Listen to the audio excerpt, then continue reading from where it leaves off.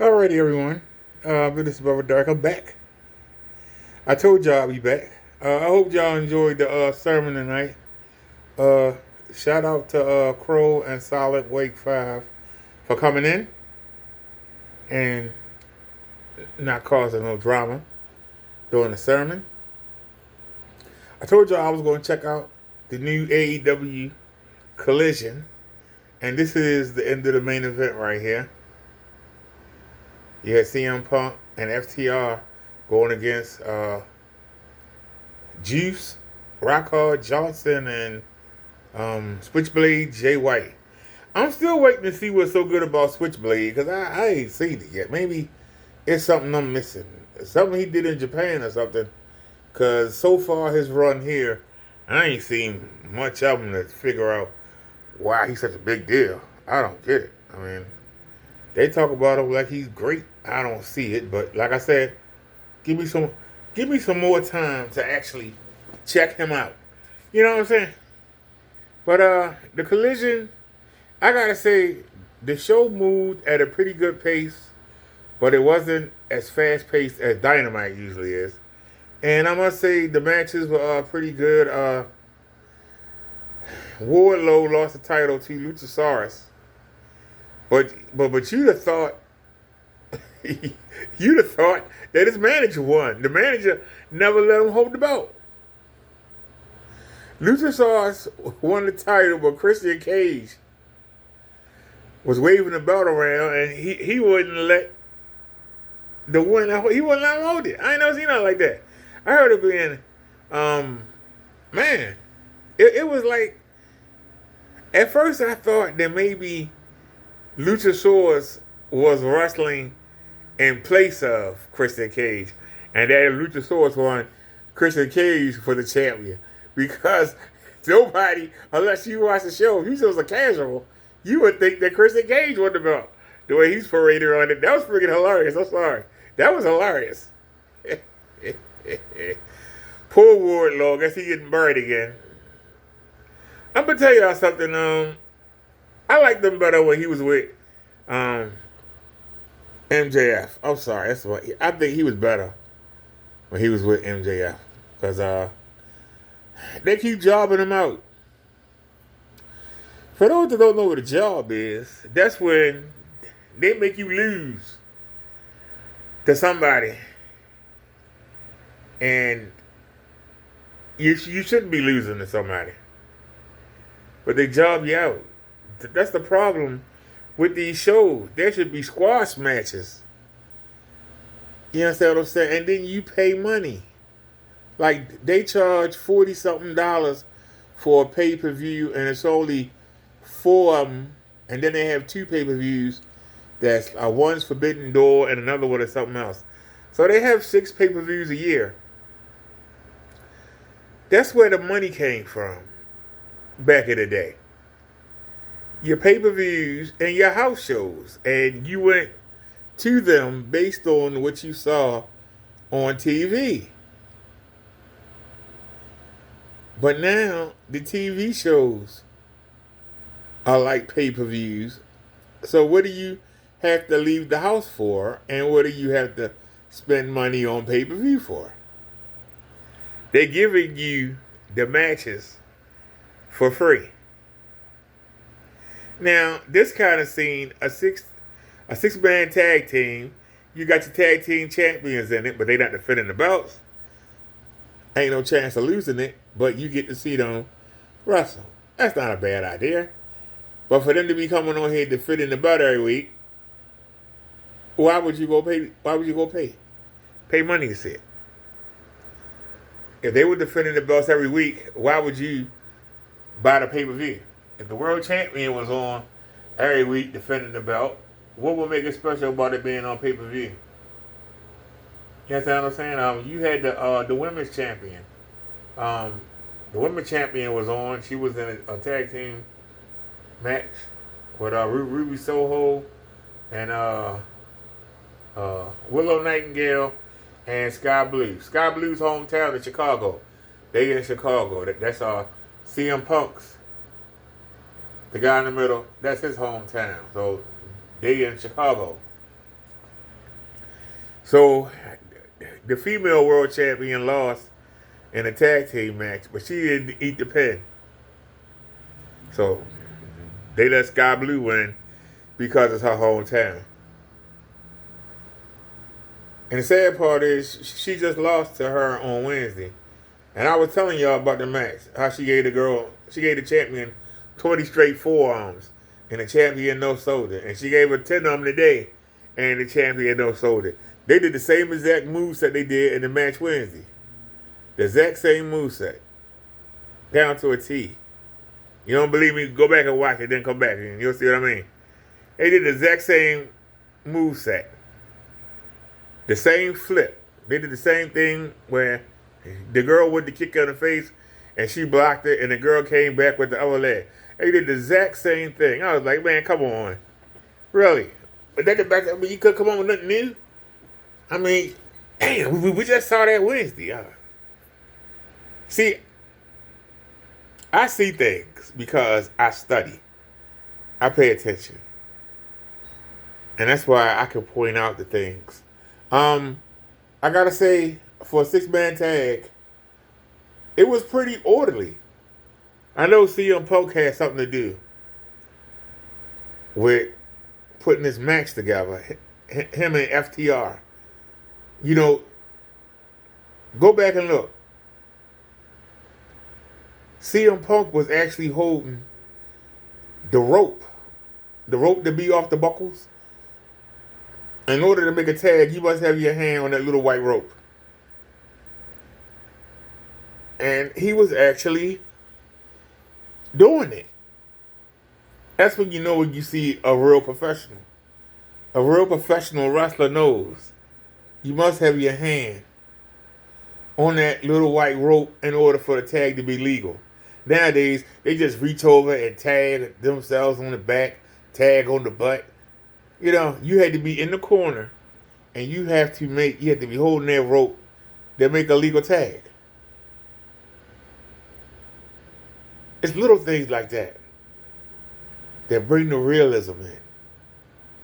Like I said, the match was pretty good. Actually, the show was pretty good. The show was pretty good tonight. I have a question though. Hope I don't offend people. But let me ask you this. They always talk about putting tag teams together. Why don't they put Daddy Magic from the JAS? Why don't they put him with Juice Robinson? Because his name is Juice Rock Hard Robinson.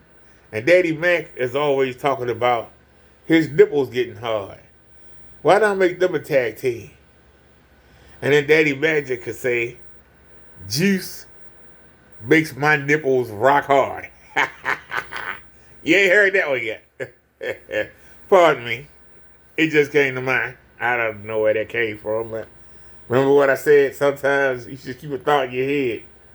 Maybe I should have kept that thought in my head. But I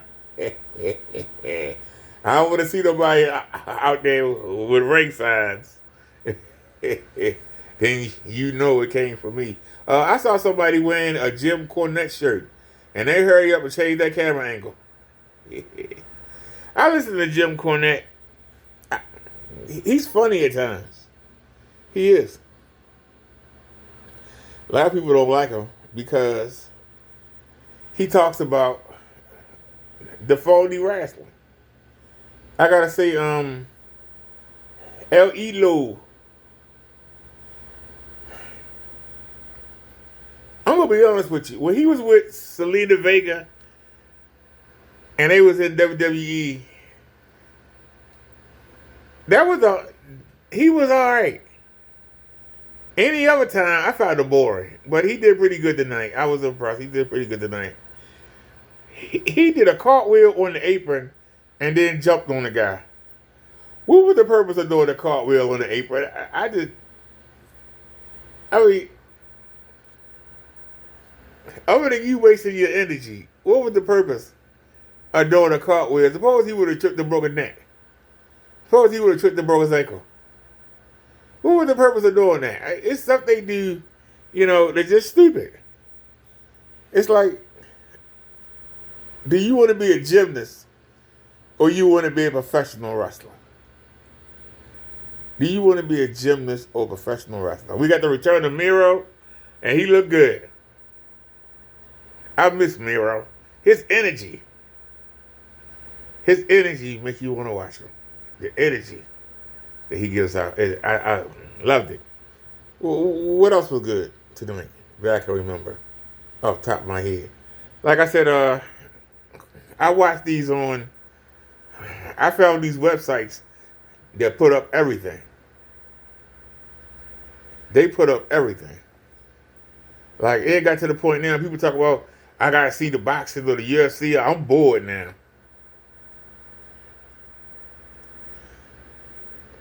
As y'all can see, that's the collision. But if we go back, there's the AEW collision, UFC Fight Night, Progress versus Zorilla. I never heard of them. Tetsu versus Ocampo. Anybody ever heard of them before? They're SmackDown Live, AEW Rampage. I haven't watched that yet, AEW Rampage. These are all things. This is why I don't have cable. For those of you that wonder, that's why I don't have cable.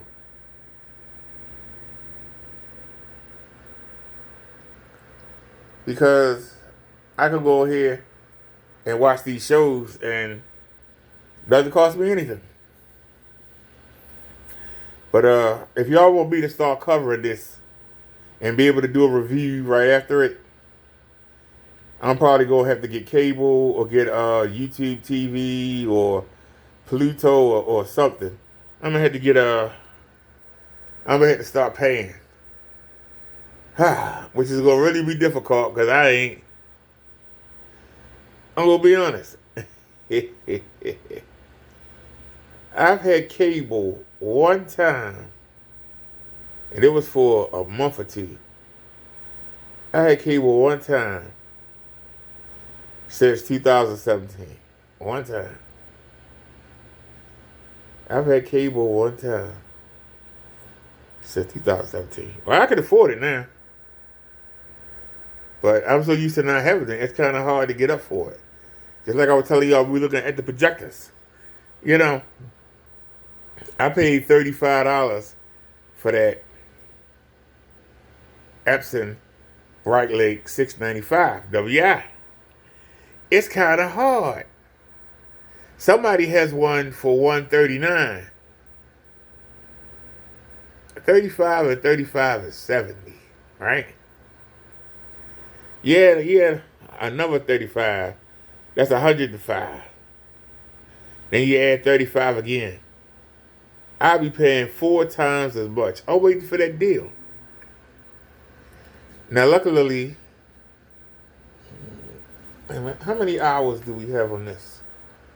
On this 485. That's why I'm fortunate to have a backup. That's why I don't mind buying these because they're so cheap.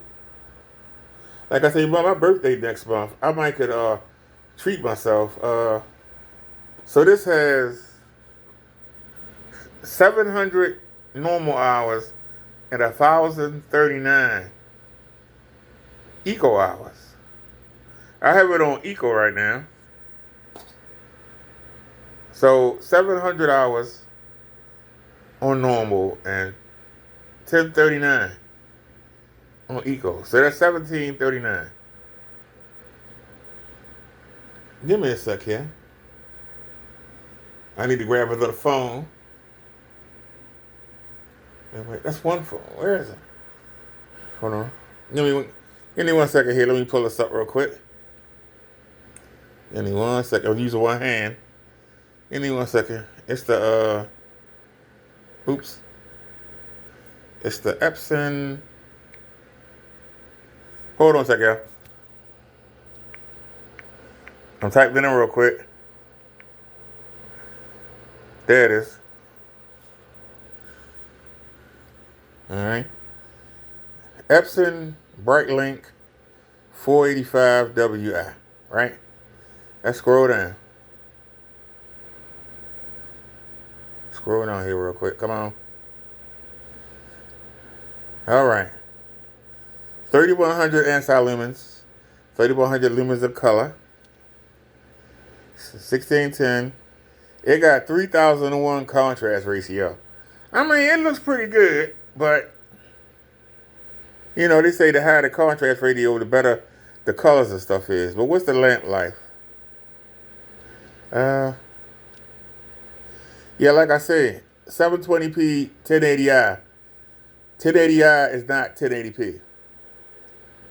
It's considered closer to 720p than it is to 1080p. But 3,000 hours, 4,000 on eco. So where are we at? So 3,000 hours. So we've gone halfway through the bug. You get 4,000 in eco, 3,000 in regular.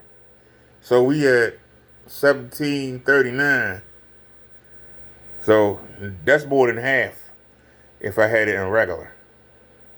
Matter of fact, it ain't much difference. I might as well put it in regular, to be honest with you. But we're looking for another projector. And my birthday's next month. I think this'll last. But I have a little bit of cash stashed to the side. That's why I say I think that we could get another projector. But I could wait and get something for my birthday.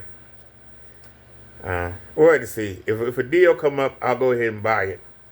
And if not, I'll probably go ahead and, like I said, I just can't see. I mean, I like that.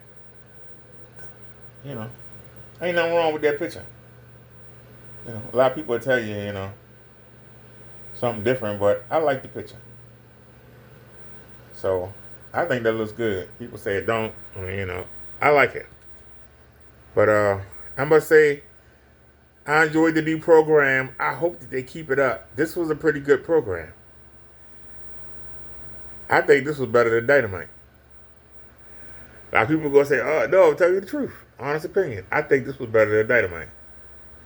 And the time went by so fast. I ain't even realize it. I was at the main event already. Normally, Dynamite drag. If I tell you something, you won't believe it. I've skipped the main events of the last two Dynamites. Skipped them. Didn't even watch them. I just got tired of the foolishness. So, there wasn't much foolishness tonight. So, if you want to see some real wrestling from AEW, check out Collision. I just hope that they don't let the Young Bucks come on here and mess it up. CM Punk came back and he said that somebody told him that he was filled a real bill.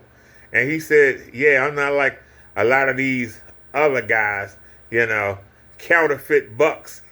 He took a shot at the Young Bucks. I'm going to tell y'all something. If people can get mad all they want, if y'all Young Buck fans, you can say what you want to say, okay? Now, the Cowboy had already left the arena before the fight, okay? The Cowboy had already left the arena, so we can't put him in it, in the Elite. We can't call him. But we can call out who did come, okay? CM Punk was at the media event, they call it a scrum, after the pay-per-view. He had torn his shoulder. And literally, his shoulder, the meat on the inside was hanging off the bone. Like Cody Rhodes. And he already knew that he was going to have to give up the belt.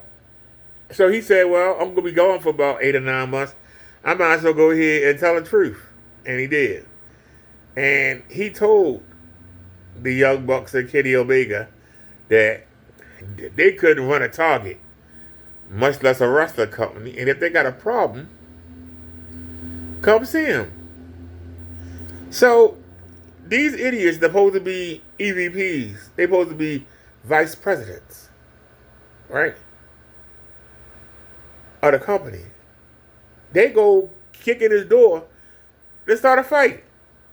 They supposed to be vice presidents. When the last time you seen the vice president of a company go kick in the door? Now this man is in his 40s. Okay? This man is in his 40s. He's in a locker room. Imagine a locker room in an arena. It's not that big. Alright? He's in there with a woman that's on crutches. Okay? I don't know what kind of leg injury she had, but she was on crutches. And he was in there with one of them little toy dogs. And you telling me that both the Young Bucks, Matt and Nick Jackson, you got Kenny Omega, who some say is one of the 5 best wrestlers in the world. I don't say it, but some people say it. Then you had Nakazawa, and you had, who is a sorry wrestler, but he's friends with the Young Buck. And the same thing with Brandon, what's his name? The guy that wear the clear face mask, Brandon Cutler.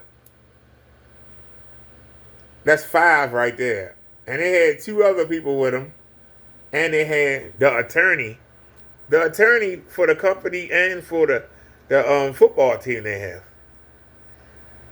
Her name's Mega something, right?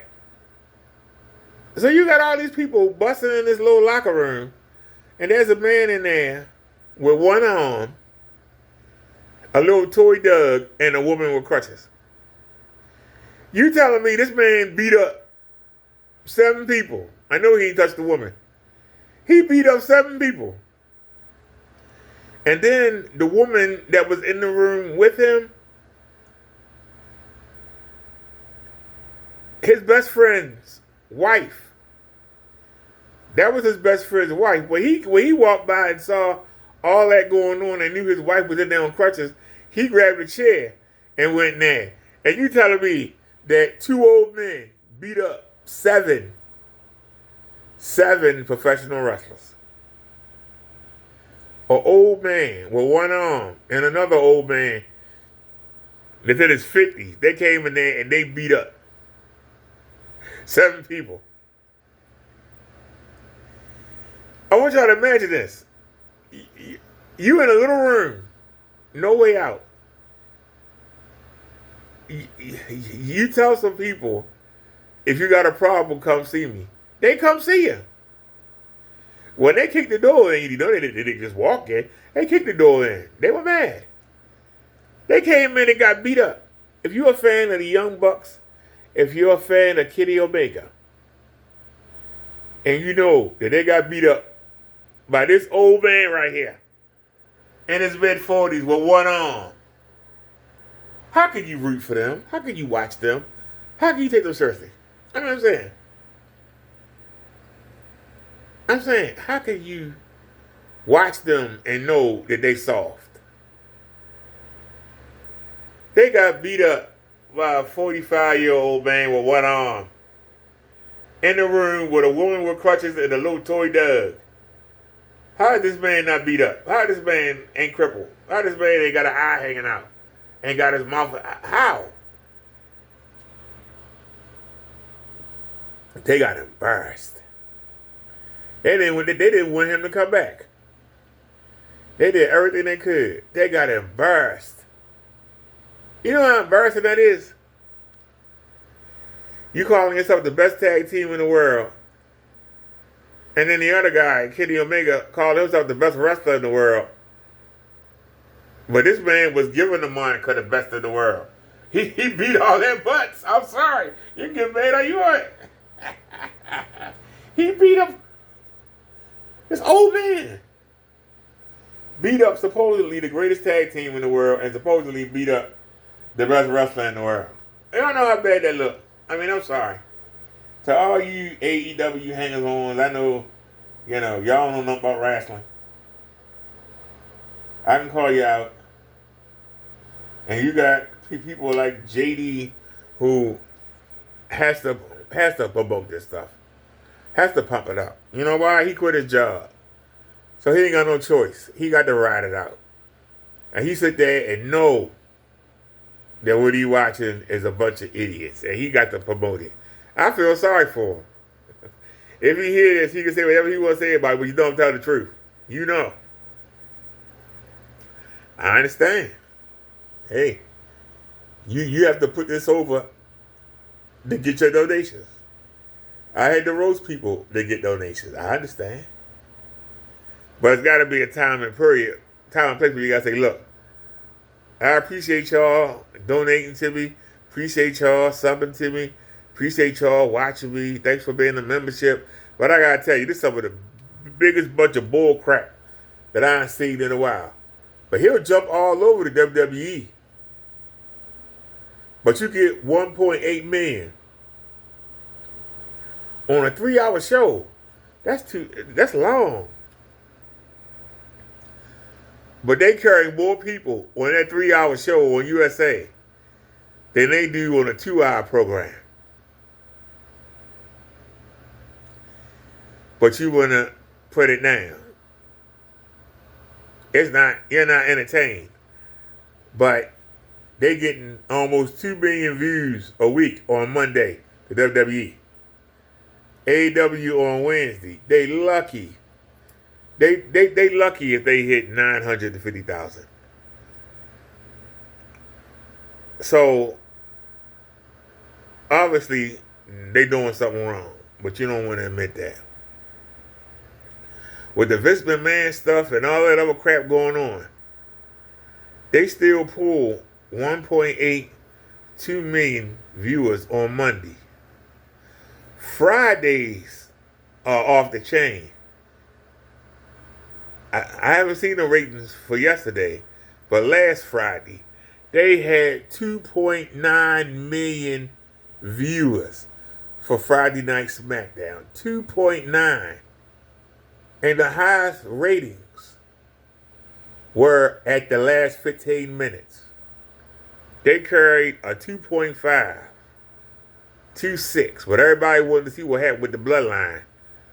And they hit 2.9 million. AEW,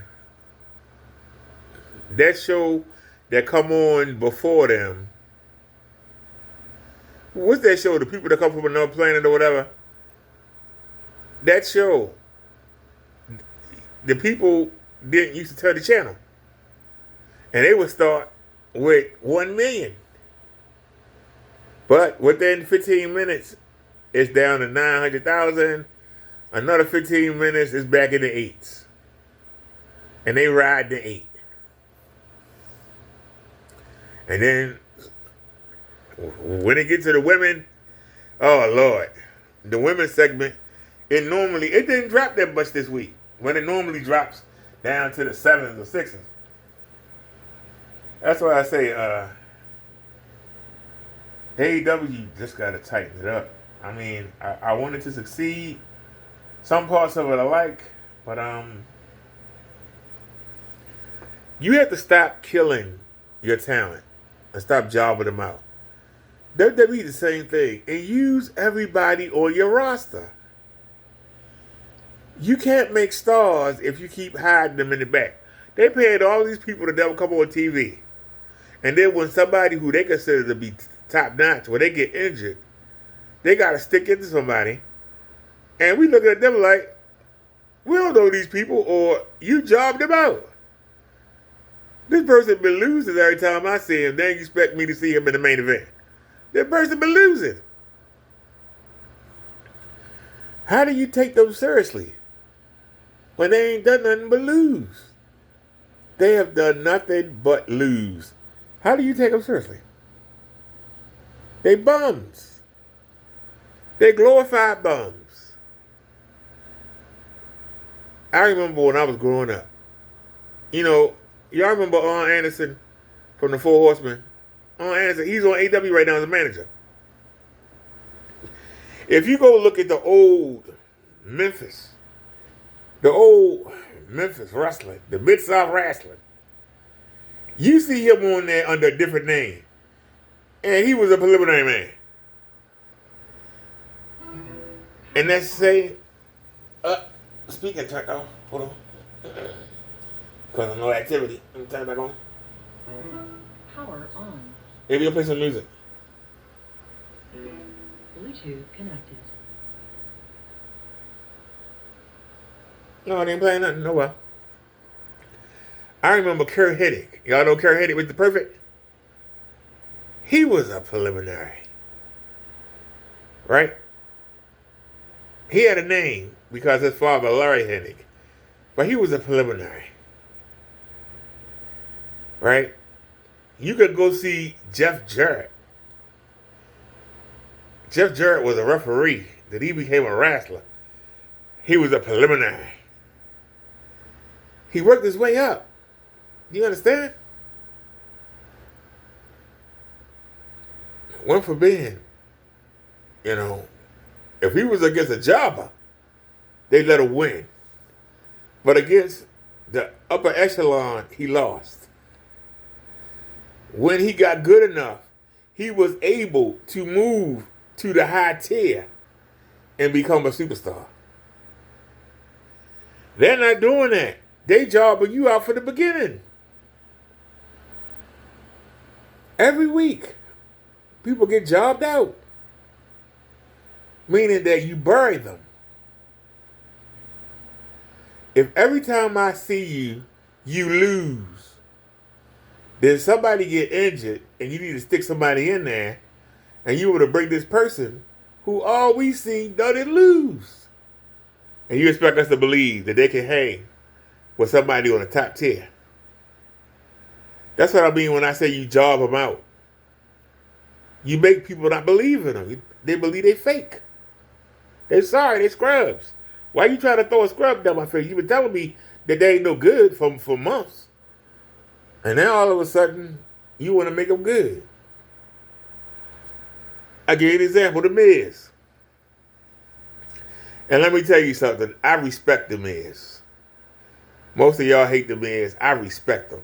This is a man who took nothing and turned it into everything. He started out on MTV and the reality shows. And then he went to Toughen Up, which was a WWF reality show, WWE, WWF, whatever, reality show. And he turned, he doesn't look like much. He's not ugly, but he doesn't look like much.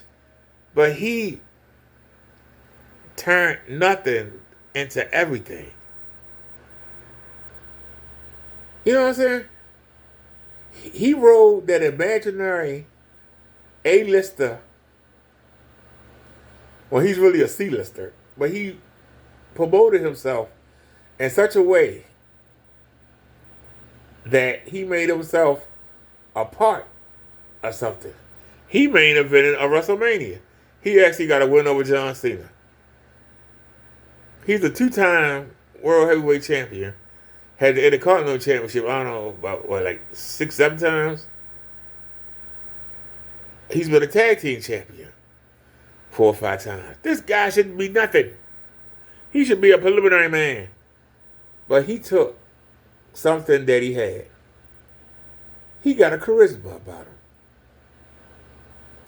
He know how to make you hate him. You want to see him get beat up. You want to see him lose. And the upper echelon know, how do you piss the people off? Let them win something. Let them win a belt. Let them get a cheap victory. He made a career.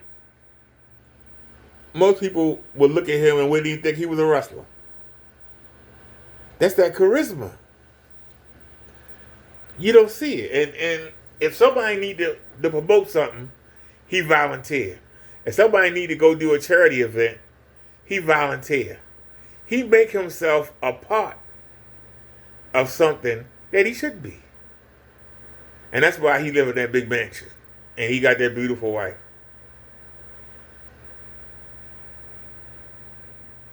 It's because he put it out there. If I had to look like a fool to get where I need to go, I'll do it. I'll swallow my pride swallow my ego. If something need to be done, I do it. If nobody else will do it, I do it. You got to respect that. You got to respect that. That man, honestly, that man should be in Philadelphia doing a menial job. But instead, he had the foresight to go for it and say, win or lose, I'm going to get it done. That's why I respect him is. Am I sick of him? Yes, I am, but I respect him. I respect him. He promotes himself very well. He should have got as far as he got. But his willingness to be made a fool of just to get where he need to go, swallow his ego and his pride, has allowed him to get somewhere. Darby Allin could do the same thing on AEW. He has that it factor. People want to see him wrestle, even though he ain't big as a minute. It's kind of hard to believe what he do in the ring, but he can emote bigger than what he is. He can appear to be bigger than what he is. The chances that he takes makes him seem bigger than what he is. Because truthfully, he's 160 pounds? I mean, he in there with guys 260, 300. I mean, it's hard to believe, but he makes you believe. Same thing with Rey Mysterio. It took decades for people to accept Rey Mysterio as a heavyweight. It took decades. But look at him. Rey Mysterio is stocky. He's short, but he's stocky. He uses leverage. He has powerful legs. You can believe that he could do the things he do. He don't do the crazy stuff. He doesn't do that crazy. Even though he's a luchador, he realized that flippy stuff is not going to work. And he got a style where he can take bigger people off balance and take them down. After a while, you can believe it. It takes a while, but trust me. Trust me. When I saw him beat Kevin Nash, I was like, oh, Lord. Kevin Nash is like, 6'11", 300 pounds. And this was a young Rey. But Rey Mysterio beat him, and we both believe it. That's why I said, it took a while. He came to WWE and took his lumps. And, after a while, people got used to him. You have to get used to it. This is the problem with AEW. They don't let the people be on TV enough for you to get used to it. Like Orange Cassidy. Most people see him wrestle for the first time. Hey, it's phony crap. But after you watch him for a while and you see he really can wrestle, it's just that he do that stupid stuff. That's his gimmick. You realize that underneath the gimmick, there's a wrestler there. But we had to see him enough to understand it. Him being on every once in a while wasn't it. You get used to it. They have to have some kind of program where people are on consistently.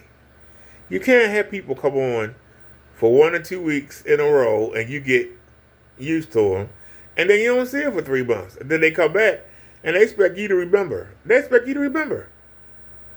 They bring in all these Japanese wrestlers, and you supposed to know who they are. If you don't know who you are, oh, that's too bad. Tell us. Give us a package. Give us a package. Because I can tell you, I had never heard of Bad Bunny until WWE got a hold of him. I had never heard of either of the Paul brothers. I didn't know who they was. Not Logan, but the other Paul, was it Jake Paul? The other Paul, he lost his first boxing match. And you ain't heard too much from him since. I heard he was fighting again. But I'm just saying. You know, believe it or not, Logan Paul could be something in WWE.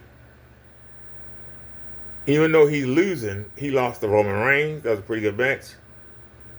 You know, even though he's losing, you know, those kind of losses can build you up. But when you come on TV every week and you lose, it's kind of hard to take you seriously. You know? I don't understand why they won't do something with LA Knight. LA Knight reminds me of, what was that guy name? Because he had been in a different name in the Night Federation. He was always Ken something. And he had a microphone, come down, and he was such a great talker. Mr. Kennedy! Y'all know what I'm talking about? LA Knight reminds me of him, except LA Knight can actually wrestle. You understand what I'm saying? He can actually wrestle.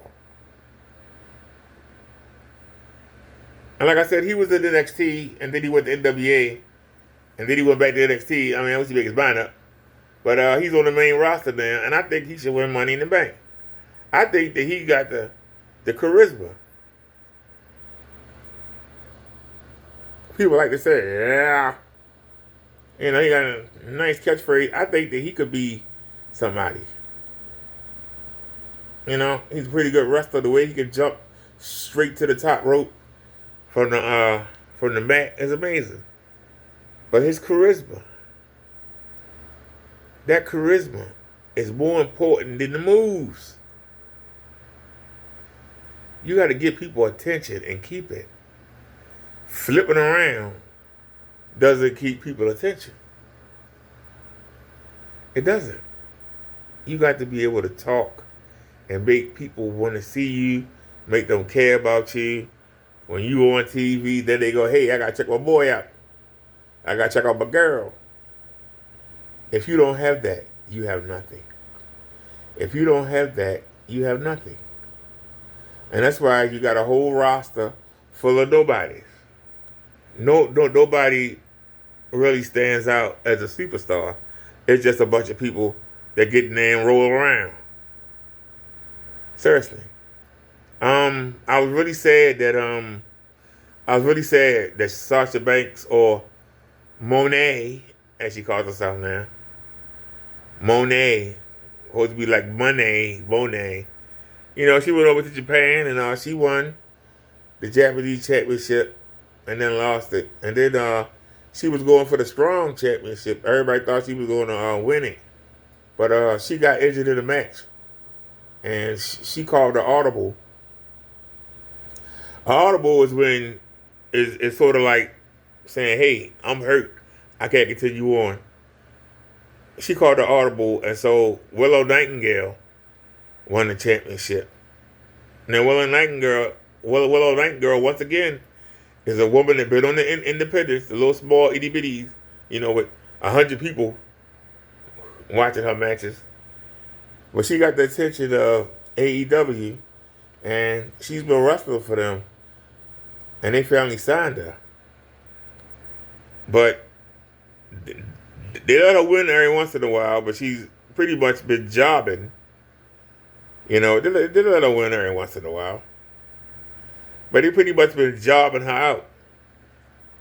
And I think she was going to do a job for Sasha Banks, or Monet, whatever you call her nowadays. I think she was going to do a job for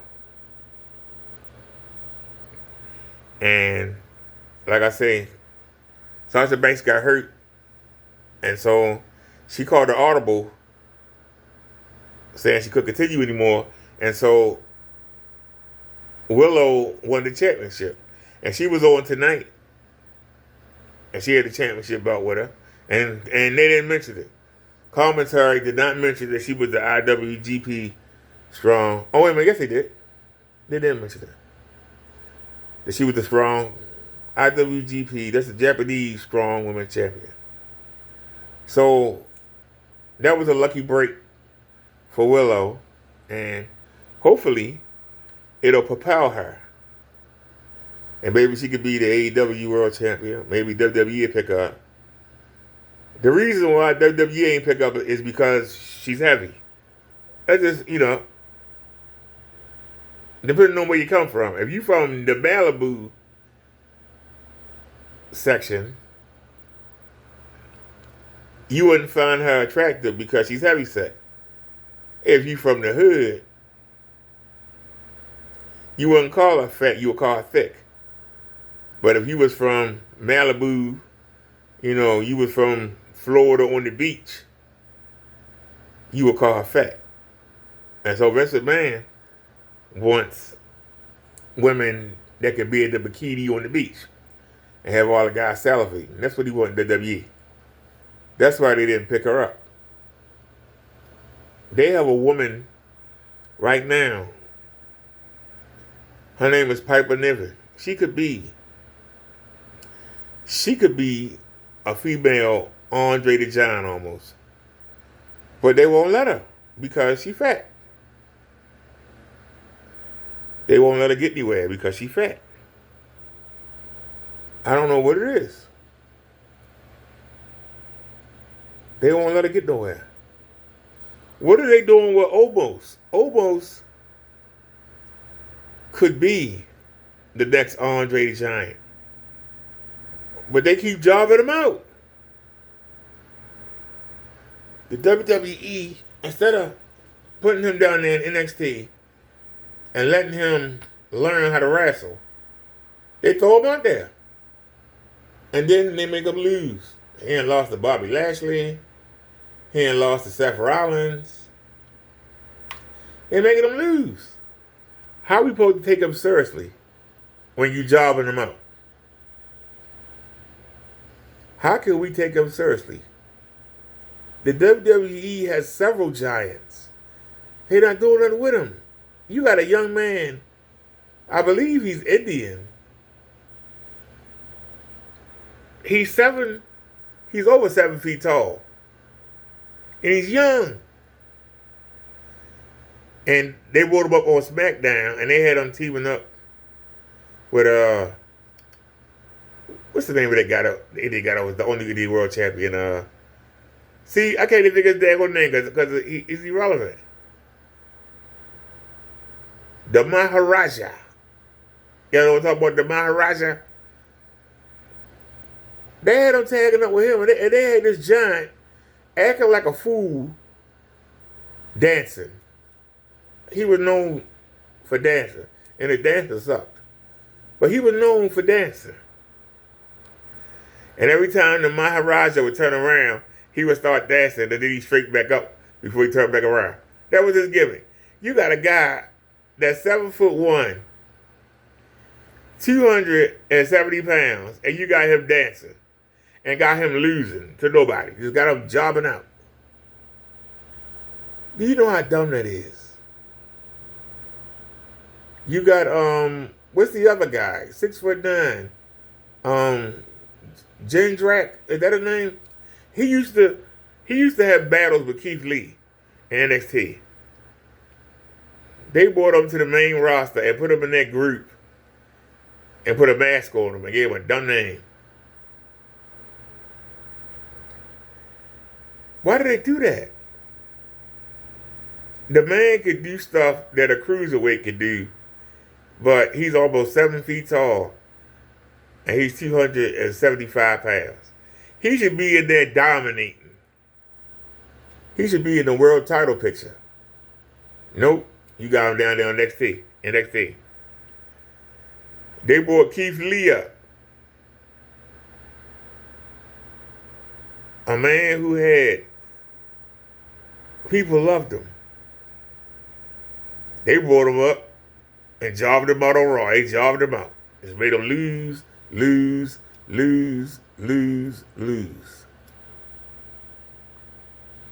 the sad part, most of the people he was losing to, they're not even there anymore. So now he's in AEW, and guess what? He get jobbed out. He lose. It's sad. It's sad. And the man got a condition where his hair grayed early. So you got a man that's in his 30s that look like he about to hit 60. And they sitting grandpa out there and they wonder why nobody don't get behind him anymore. He look old.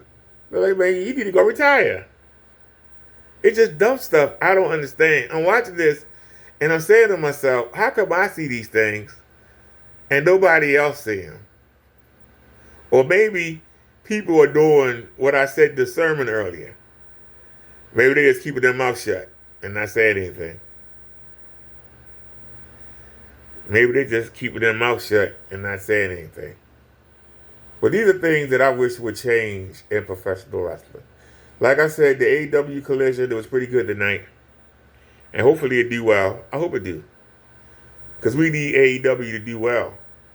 But we need people to stop trying to put themselves first like the Young Bucks.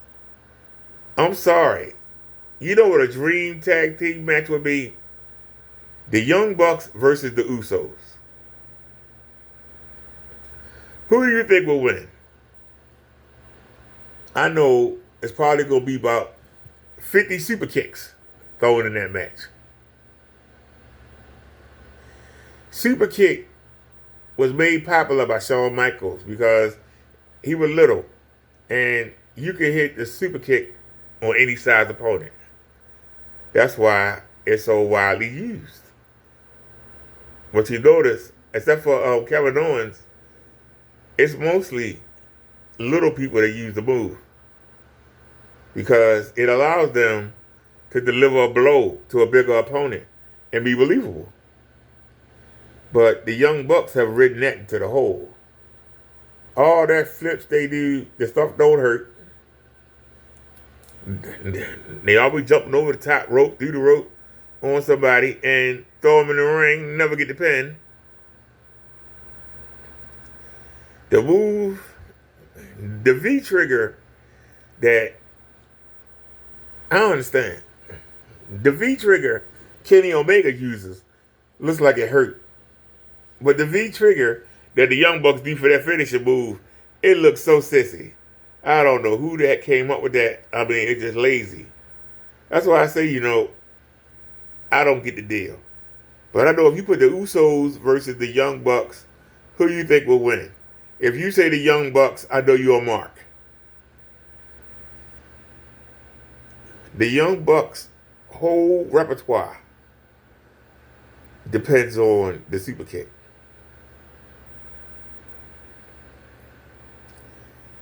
The Usos use the super kick a lot too. But they got the splashes off the top rope. They got other moves that they use. They ain't just super kick. Super kick is to try to finish you off. Or if they're in trouble and they really need to hit something to get you off of them, they throw a super kick. The Young Bucks live and die by the super kick. It's a super kick party. Their whole style revolves around the super kick and gymnastics. And if you like to see people flip around, then go to the circus. Go to a gymnastics meet and watch people flip around. If your whole style is flipping, you're not going to make no money unless you go to Mexico. I'm telling the truth. You're not going to make no money unless you go to Mexico. Or you're going to be in one of those little federations that have shows at Bonds in front of 100 people. That have shows in, what do you call them? The Armory, the National Guard Armory, and gymnasiums, at the circus, at the fair. If that's what you want to do, then stay there. Don't come to the big time doing that flippy stuff, okay? I don't mind you mixing it in, but I want to see brain busters. I want to see power slams. I want to see back suplexes. You know what I'm saying? I want to see serious moves. And stop waving to the crowd so much. You're supposed to be able to fight. I can't stand when somebody get knocked down and the person that knocked them down, instead of jumping on them and beat the crap out of them, they start walking around and pandering to the audience.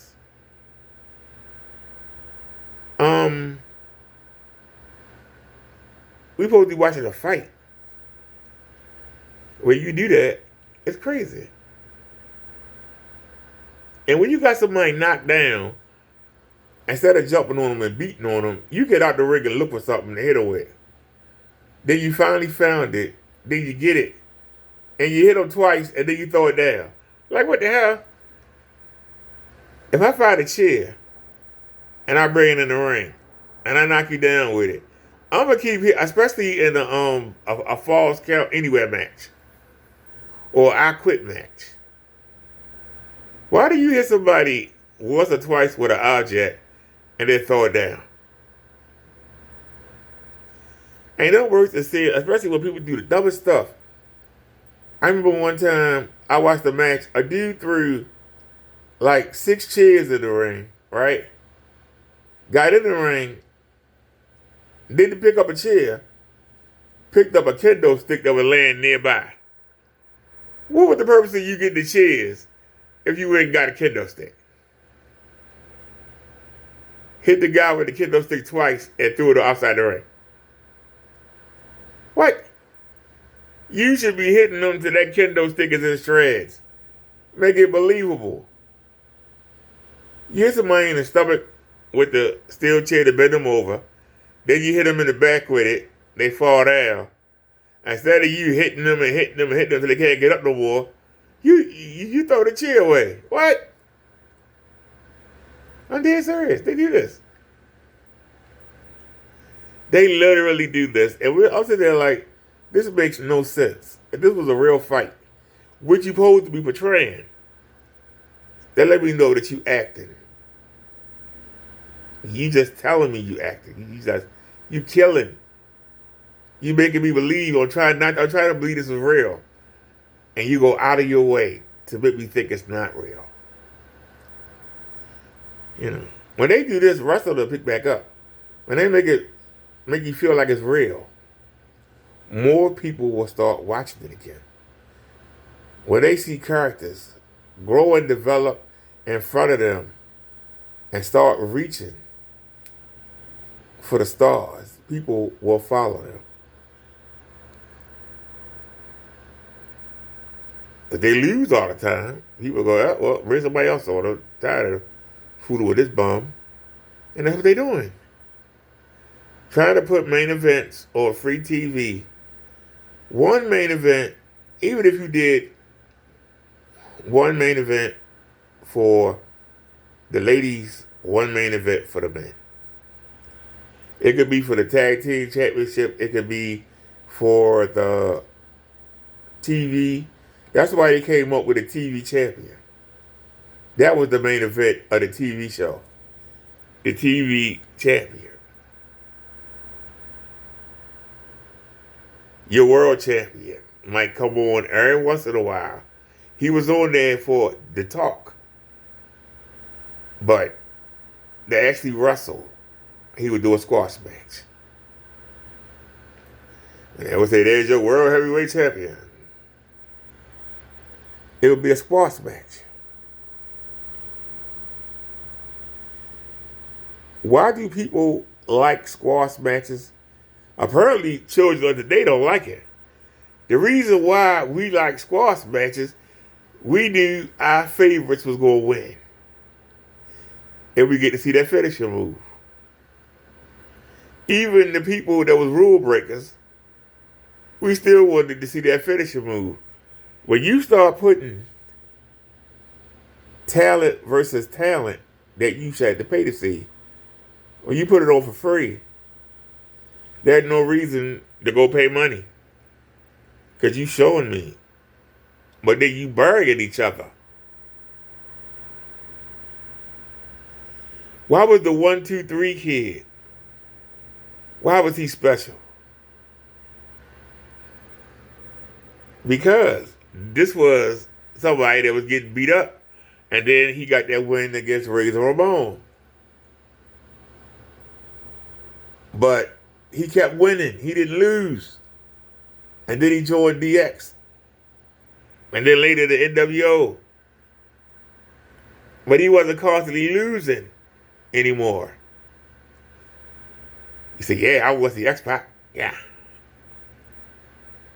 He wasn't losing. That's how you make a star. But AEW think that they can show you somebody 2 weeks in a row and then not show them for 3 months. And when they do show them, they come in to lose. And then 3 months later, they want to bring them back and push them. And we look at them like, hey, this bump that we keep saying lose. Like Lacey Evans in the WWE. How many gimmicks she gonna have?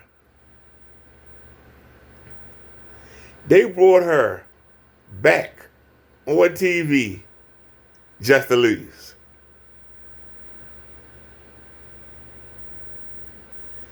Now, 3 or 4 months from now, when they want to push her again and try and make it into somebody, ain't nobody gonna care because we just see her lose. We're gonna get hyped up. We're gonna see her lose. Who cares? Who cares? What happened to Xia Li? She came in, looked good the first 2 weeks. Then you ain't see her for a while. And then she came back to job. She jobbed out. Keep jobbing everybody out. You gotta keep bringing Charlotte Flair back. Because you jobbed everybody out. Asuka has no, other than Bianca, who just lost the belt to Asuka. Asuka has nobody to defend against. Who's she gonna fight? Who on that roster could you see beating Asuka other than Charlotte Flair or Bianca? Maybe Bayley. That's 4 people. That's why Io has to win the Money in the Bank. She has to win the Money in the Bank. And cash it in the same night. And get that belt. They got to do it. They have nobody set up for Asuka to defend the belt. Asuka just holding the belt to lose it. She's going to lose it to Charlotte Flair. And hopefully Io cash in on Charlotte Flair. That's what I'm hoping on. But this is the problem with today's wrestling. You got to hope that they let somebody win. You don't believe they can win. You got to hope. And that's why I say they killed the wrestling business.